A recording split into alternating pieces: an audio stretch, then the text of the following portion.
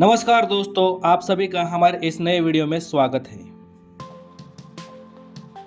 Pune Satara highway के शिरवळ गांव से 3 किलोमीटर दूरी पर एक गांव है जिसका नाम नायगांव है, जहां पर है क्रांति ज्योति सावित्रीबाई फुले जी का जन्म घर। क्रांति ज्योति सावित्रीबाई फुले जी के महान कार्य को देखते हुए यह उनका घर महाराष्ट्र सरकार ने राज्य संरक्षक वास्तु के रूप में जतन किया है।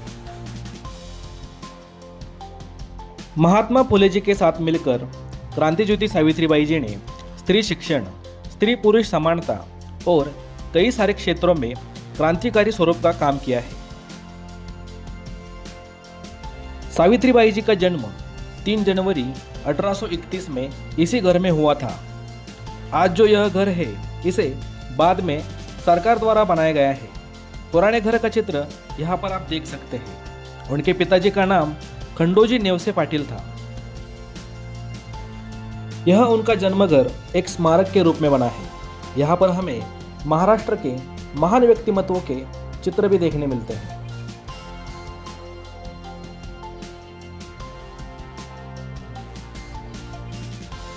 इस स्मारक में हमें उनका इस जगह पे कहाँ जन्म हुआ था वो जगह देखने के लिए मिलती है। यहाँ पर एक किचन को भी बनाया गया है जहाँ पर उस जमाने के बर्तन रखे हुए हैं।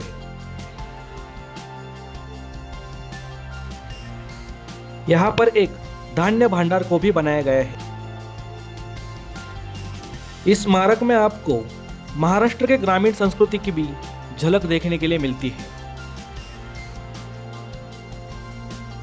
क्रांति ज्योति सावित्रीबाई फुले जी की जीवन में घटी महत्वपूर्ण घटनाओं को यहाँ पर दर्शाया गया है। सावित्रीबाई किस तरह से क्रांति ज्योति बनी, उसके पीछे की संघर्ष की कहानियां यहाँ पर आपको देखने मिलती है। महात्मा ज्योतिराव फुले और सावित्रीबाई फुले दंपति के जीवन में घटी महत्वपूर्ण घटनाओं के चित्र यहाँ पर आप देख सकते हैं। इस स्मारक में कोई भी प्रवेश शुल्क नहीं लिया जाता और यहाँ पर महात्मा फुले और सावित्रीबाई फुले जी के जीवन पर आधारित किताबें भी आपको खरीदने के लिए मिलती हैं। फुले दंपति अगर चाहते तो अपना जीवन बहुत ही खुशहाल और सुख समृद्धि से बिताते, परंतु उन्होंने संघर्षमय जीवन को बिताना जरूरी समझा। शिक्षा का महत्व वह जानते थे, इसीलिए उन्होंने स्त्रियों को और दलितों को शिक्षा देने का महान कार्य किया। शिक्षा के साथ ही उन्होंने समाज में चल रहे गलत रीति रिवाज और परंपराओं पर भी उन्होंने क्रांतिकारक रूप में बदलाव किए।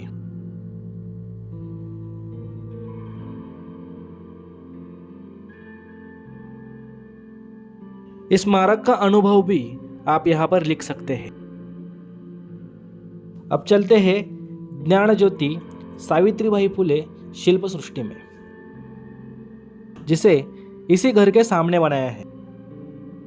यहाँ पर सावित्रीबाई फुले जी के जीवन में घटी मुख्य घटनाओं को शिल्पों के रूप में दिखाया गया है। सावित्रीबाई जी के कुछ महान कार्यों को देखते हैं।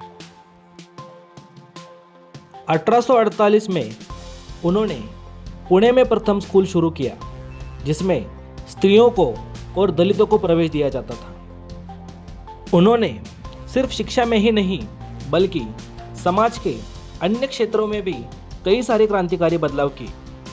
उन्हीं में से कुछ प्रसंगों को यहाँ पर शिल्पों के रूप में आप देख सकते हैं। 1890 में महात्मा फुले जी के निधन के बाद उनके ऊपर नेतृत्व की जिम्मेदारी आ गई।